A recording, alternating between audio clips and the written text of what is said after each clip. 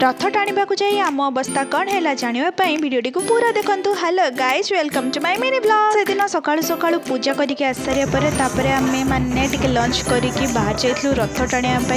Actually एटा बावड़ा दिन blog आ video टिके late रे आसुची एइते कि मु टिके वीडियो एडिट करके रेकॉर्ड करके वॉइस ओवर देकी तापर छाड़िया बहुत कष्ट लगे से एते लेट रे वीडियो आसुची।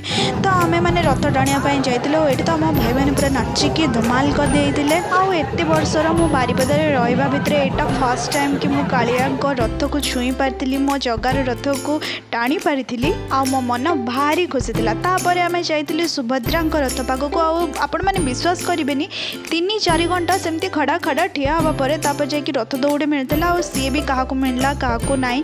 आ भितरे आमे जो सांग माने सब एका सहित जाइतिलु। आम भौणी आमे सब अलग अलग हो जाइतिलु। मु तो भाबितिली आ समान को पाइबेनी। आ मु डरी जाइतिली पूरा। दौड़ी छुई सारिया परे मु एठी टिके वीडियो बनाउतिली से दुखरे कि माने कुआडे गले। और रथ पूरा माउसमा बाड़ी पाखरे पहुंचिया परे जाइकी आमे समस्त देखाइतिलु।